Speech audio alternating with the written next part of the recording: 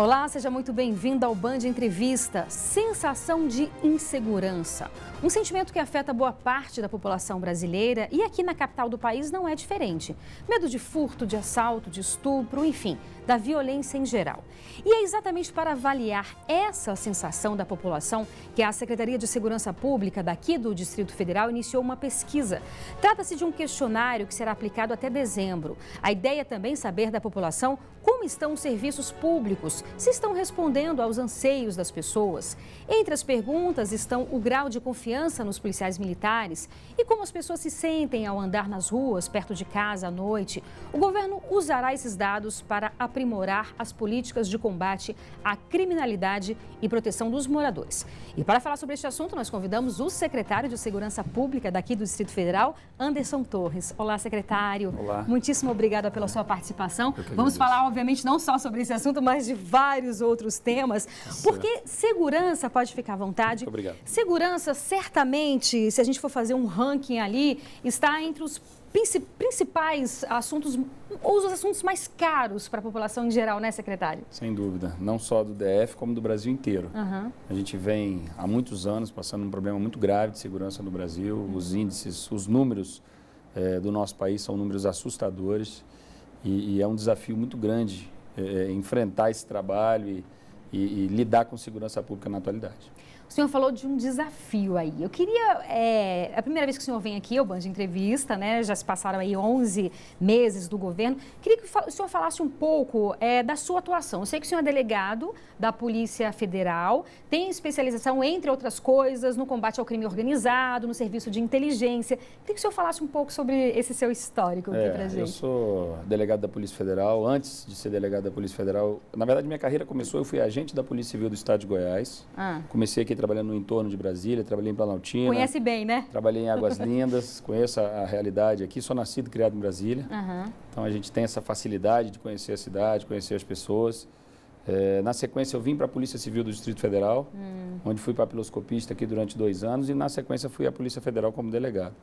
Trabalhei em Roraima por 2 anos e meio, voltei para o DF e trabalhamos aqui na Coordenação Geral de Repressão e Entorpecentes, na Diretoria de Combate ao Crime Organizado, e aí começamos a entender o país e entender a dinâmica do crime no DF e no Brasil como um todo. Quando o senhor assumiu a secretaria, passados aí esses 11 meses, o que mais te trouxe surpresa? Porque, de fato, o senhor está dizendo aí seu histórico, então você tem um conhecimento da questão do entorno, que é uma questão bastante complicada. Tem a questão do tráfico de drogas, que a gente também vai falar, que está muito ligado também à criminalidade aqui no Distrito Federal como um todo. Mas hoje, se for para você analisar assim, qual o seu principal desafio hoje com relação à segurança pública da capital do país? Nosso desafio, nosso objetivo é sempre diminuir os números e fazer uma cidade mais segura. Né? Como você me perguntou, eu acho que o crescimento desorganizado da cidade nos chama muita atenção. Como Brasília mudou nos últimos 20 anos, né? A gente, como eu disse, que conhece aqui, hoje, chegar como secretário de segurança e andar a cidade, ver o crescimento, as desordens da cidade que a gente chama, isso nos assusta muito. Precisamos organizar a cidade, porque isso está diretamente relacionado com a questão da segurança. A pesquisa que você anunciou no início aqui, ela nos traz isso, a questão da sensação de segurança, tão falada sensação de segurança, isso tem muito a ver com a desordem da cidade. Quer dizer, a pessoa desce numa parada de ônibus, ela tem que andar até a casa dela, tem que passar por uma rua que não está iluminada, tem que passar por um mato que está alto, isso gera uma insegurança. E por isso que eu digo que está diretamente relacionado com a sensação. Isso são os nossos desafios. Segurança pública não é só aquilo que eu digo, não é só combater o crime diretamente, é combater tudo isso para que o cidadão, que é o nosso objetivo final, o cidadão de bem, se sinta seguro. O senhor tocou numa coisa interessante, porque, por exemplo, o Mato Alto já não diz respeito diretamente à Secretaria de Segurança. A iluminação também já não diz respeito diretamente à Secretaria de Segurança. Então, penso que você trabalhar na segurança pública, seja na capital do país ou de qualquer outra cidade, você precisa ter um trabalho interligado com vários outros setores. Por exemplo, o combate à criminalidade, ele é essencial, obviamente. Você construir presídios, você ter mais policiais nas ruas, e a gente vai falar também sobre esse efetivo, que eu acredito ser um desafio. Mas, ao mesmo tempo, se você não trabalhar naquela comunidade, no sentido de você dar educação de qualidade, no sentido de você levar cultura, no sentido de você levar esporte, para que até mesmo a própria criminalidade, os traficantes, não sejam mais interessantes para aquele jovem, para aquela criança, seria um pouco como enxugar gelo, não? Exatamente. Tudo isso faz parte de uma transformação que a gente entende que a sociedade precisa passar.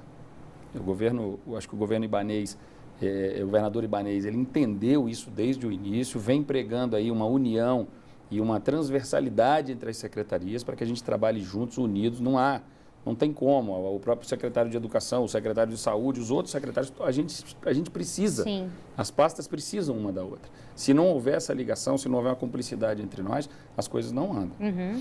Em relação à questão dessa reestrutura, isso que esses aspectos todos é uma reengenharia da sociedade, que a gente, olhando a segurança pública num aspecto macro, eu sinceramente digo a você, eu não vejo outra alternativa para a segurança pública do Brasil se não for um enfrentamento macro do problema. Combatendo a criminalidade por um lado e, por outro lado, fazendo toda uma reengenharia de educação, Perfeito. Uma reengenharia cultural, começar da criança. A gente tem, aqui no DF, estamos tentando implementar um projeto disso, das escolas de gestão compartilhada com os militares, quer dizer, uma nova oportunidade, na minha visão, um grande projeto. Né? Crianças que estavam... a gente sabe da dificuldade que as escolas têm hoje, que os professores têm. Minha esposa foi professora da Fundação Educacional do Distrito Federal, eu sei o que eu estou falando. Sim. Eu tenho tias que se aposentaram na Fundação Educacional. Minha família também tem muitos educadores. Exato. Então, a gente sabe o que acontece e a gente vê a degradação disso ao longo dos anos. Né? Eu tive que buscar, algumas noites, buscar a minha esposa na porta da escola, que tinha medo disso. Com certeza. Entendeu? Então, assim, até quando nós vamos com isso? Né? Tem a ver com segurança, tem a ver com educação, tem a ver com tráfico de drogas, tem a ver com tudo. Entendeu? Então, assim, esse projeto de gestão compartilhada é um grande projeto. Eu acho que é a gente acreditar nas crianças e plantar para o futuro. Com certeza. Eu vejo que é um grande projeto. A gente tem ideia de chegar ao final do governo com 40 escolas no DF implantadas. Implantamos 9 até o momento, já com a 10ª escolhida. E é uma escolha, né? É importante a gente destacar isso, né? Da própria comunidade, Exato. né? Exato. Está sendo bem feito, está sendo muito estruturado. Tem questões outras aí que às vezes tentam inviabilizar o projeto, mas a gente vai superar tudo isso e vai conseguir trazer isso para o DF. Eu acho que isso é uma expectativa para essas crianças que tanto precisam. Sim. Eu cito só rapidinho o exemplo da Estrutural, por exemplo, foi a primeira escola que eu fui. E quando a gente chegou lá, que a gente chegou para implementar o projeto, realmente a gente começa a observar as necessidades daquela população, daquelas crianças. É uma coisa que chega, mexe com a gente realmente precisa e nós vamos enfrentar. E o interessante, já que o senhor falou dessa gestão compartilhada, é que não há uma interferência na vivência ali escolar, no sentido de comunidade, no sentido da dinâmica dos professores, ou seja, a própria presença policial ali já talvez impeça que várias coisas de ruim aconteçam dentro daquela comunidade, não é isso? Sem dúvida. A gente está ali para organizar a escola, para organizar a parte disciplinar dos alunos, para criar uma rotina para eles extra sala de aula, para criar o contraturno para eles, com atividades esportivas, culturais, para encher, como a gente falou, para ocupar a cabeça dessas crianças com coisas corretas e para evitar que elas sejam vítimas aí do tráfico e de outros crimes. Maravilha. E a gente lembra que esse programa ele é gravado, mas você também pode participar com comentários e sugestões de entrevistas. Anote, portanto, o nosso telefone 99976-9204. E agora a gente faz um breve intervalo, é bem rápido, não saia daí que a gente espera você.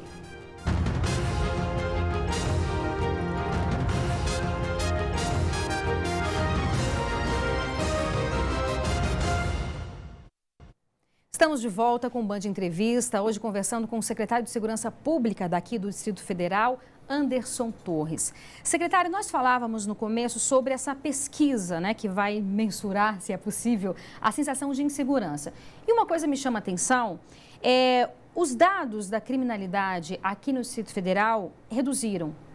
Se eu não me engano, em todos os índices. Então, você tem redução de homicídio, você tem redução de estupros, enfim, algo que é extremamente positivo, né? Então, em tese, isso poderia dar para a população uma sensação maior de segurança, né? Já que a criminalidade vem diminuindo.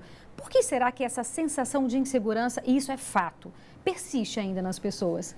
Eu acho que o trabalho tem sido feito e bem feito, os números têm mostrado isso. Realmente, eu sempre digo, é muito difícil reduzir os índices no Distrito Federal, porque se comparado ao resto do Brasil, os nossos índices são baixos em relação ao resto do Brasil.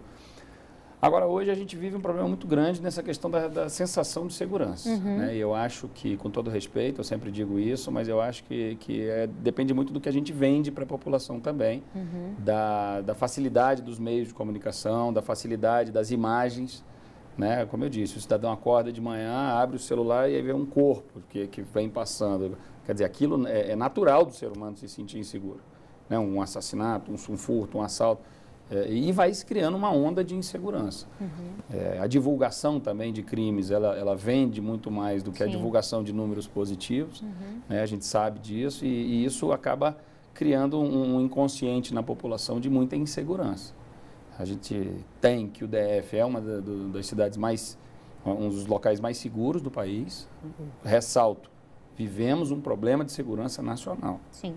Então, a gente tem que comparar o Brasil com o Brasil. Sim. Às vezes eu vejo outras comparações, outro dia até uma maneira até meio jocosa de falar, de alguns colegas da imprensa e tal. Não é isso. Quando eu falo de segurança pública do DF, eu comparo com o Brasil. Claro. São Paulo, Rio, Fortaleza, com as outras capitais federais. Como é que nós estamos em relação à média nacional?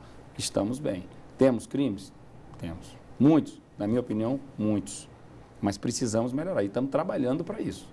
Acho que os números estão melhorando e dentro de um cenário nacional, acho que a gente está muito bem nessa questão. E qual a razão, se é que a gente pode, o senhor certamente deve saber, as razões para essas reduções de homicídio, feminicídio, depois eu quero conversar, que eu acho que é algo à parte também, que aí é um crime também que acontece dentro do lar, né, em geral. A que se deve essas reduções da criminalidade como um todo? Eu acho que a gente conseguiu trazer uma nova visão de integração para a segurança pública do Distrito Federal. Claro que contamos aí com o apoio do governador Ibanez, principalmente, e com o entendimento das forças.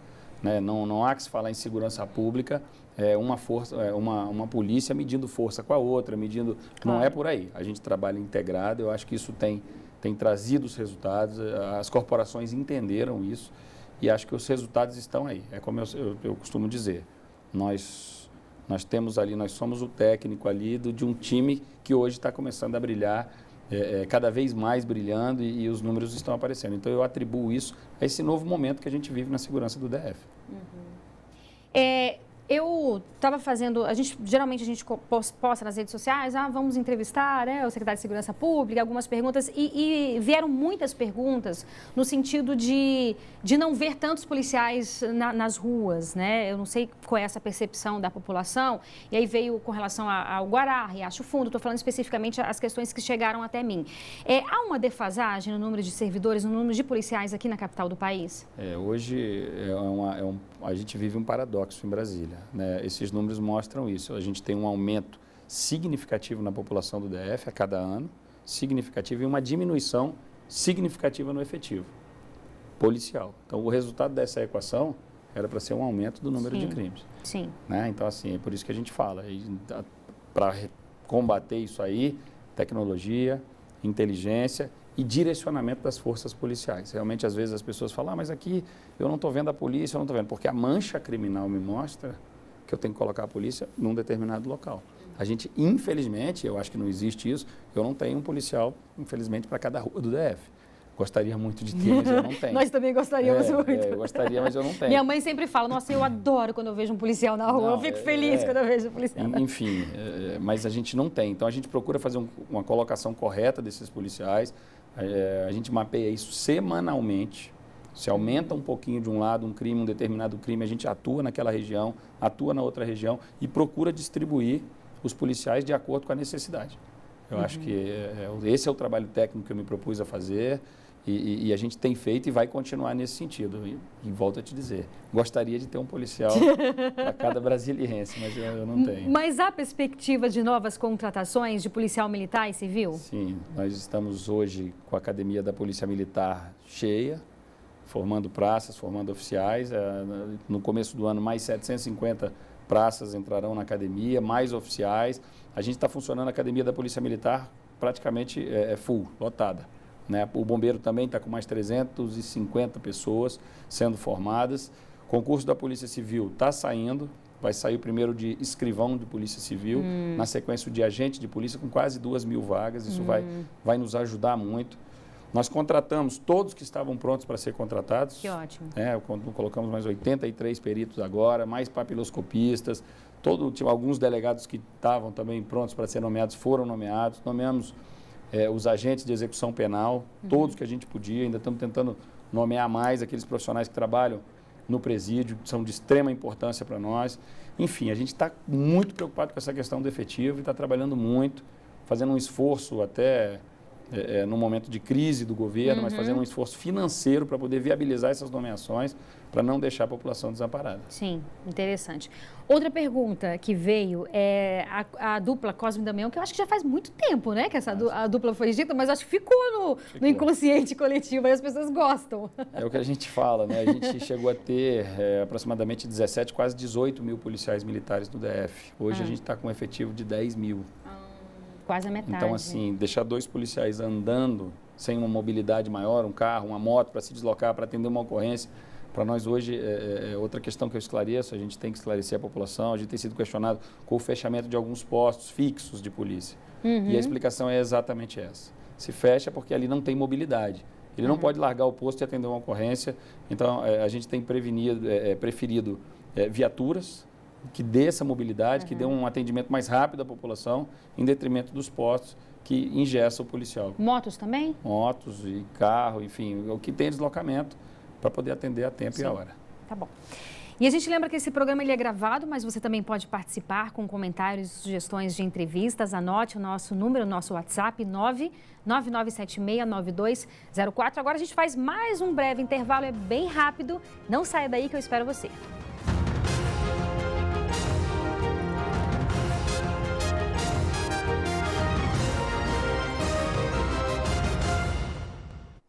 Estamos de volta com o Band Entrevista, hoje conversando com o secretário de Segurança Pública daqui do Distrito Federal, Anderson Torres.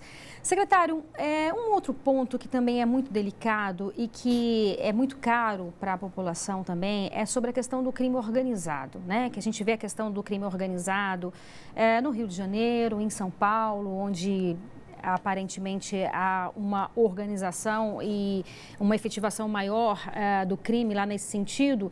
Como é que está essa questão aqui na capital do país, aqui no Distrito Federal? É uma preocupação muito grande que nós temos para que a gente não deixe esse crime se instalar no Distrito Federal. Há um trabalho permanente da Polícia Civil de monitoramento dessas quadrilhas, dessas organizações criminosas, para que eles não, como a gente diz na nossa gíria ali, para que eles não se criem aqui no Distrito Federal. Esse ano já fizemos algumas operações, já prendemos alguns integrantes de organizações criminosas no DF, e a ideia é monitorar isso permanentemente e com muita força, para que isso não se instale aqui. A gente sabe ver as dificuldades que os outros estados têm com esses grupos organizados, e o nosso trabalho tem sido árduo para não deixar eles se instalarem aqui no DF de uma maneira que chegue a nos causar um maior transtorno. A presença do Estado ela é fundamental, né, secretário, para combater, né? Ela é fundamental. São muitas organizações com atuação nacional. A gente sabe que precisa de uma atuação nacional para combater, não é só o DF, não é só Goiás, não é só Minas. Tem que haver, é claro que o nosso trabalho aqui tem que ser feito, cada um tem que fazer o seu dever de casa. Mas nós precisamos sempre de uma articulação nacional, porque da mesma forma que eles se estruturam nacionalmente, nós temos que combatê-los nacionalmente e de uma forma eficaz. Acho que o Brasil precisa enfrentar isso muito rápido e de uma forma muito séria, para que a gente possa acabar com isso no Brasil. Com certeza. E aí a gente está falando de um serviço de inteligência também, que é fundamental nesse sentido? Fundamental. A polícia, como eu disse, temos uma série de dificuldades de efetivo e outras coisas mais, que se nos ajuda muito essa questão da inteligência, nas operações, na eficácia do trabalho, e lá na frente, nos processos também, com mais informações, inquéritos mais bem instruídos, com mais informações que vêm muitas vezes da inteligência e depois se transformam informações dentro do inquérito, que vão virar provas contra essas pessoas, contra esses criminosos. Toda essa qualidade do trabalho que decorre da inteligência, que decorre do trabalho de polícia, aí de polícia judiciária, isso a gente preza muito para que realmente haja uma eficácia maior ao longo de toda a cadeia de combate ao crime. Uhum.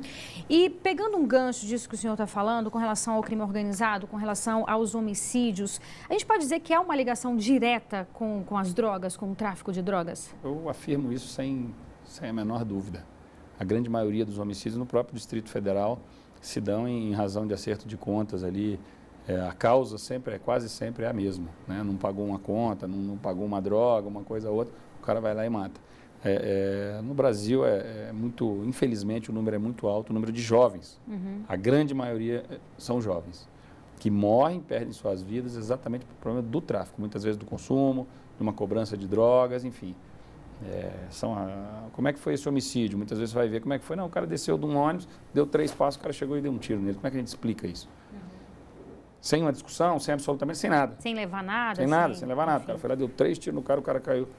E são vários assim. E aí, secretário, mais uma vez, entra aquilo que a gente estava falando no começo, né? Da importância da presença do Estado, não só no sentido de policiamento, no sentido de combate, mas no sentido de dar esse suporte para esses jovens, né? Enfim, eu vou repetir aqui porque é importante. De levar educação, de levar cultura, de levar esporte. Isso é fundamental mesmo, né? Eu chamo isso de uma reengenharia social.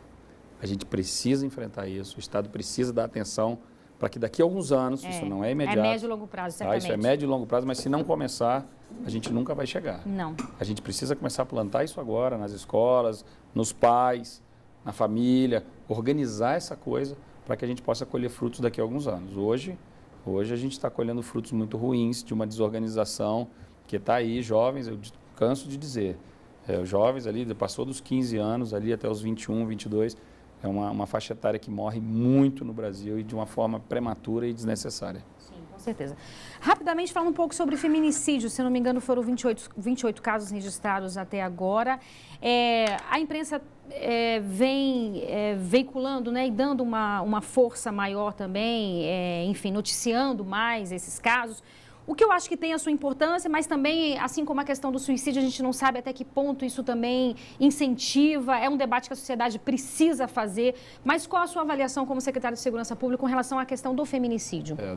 Desde o início da nossa gestão, nós procuramos pegar esse tema e trazê-lo como uma prioridade. Até atribuo toda essa divulgação à nossa priorização em relação a isso. Nós fizemos um estudo detalhado de todos os feminicídios ocorridos no Distrito Federal, desde o advento da lei em 2015 até esses últimos que estão acontecendo agora, e a gente conseguiu traçar um perfil da vítima, um perfil do criminoso, o modus operandi, como que esse crime ocorreu.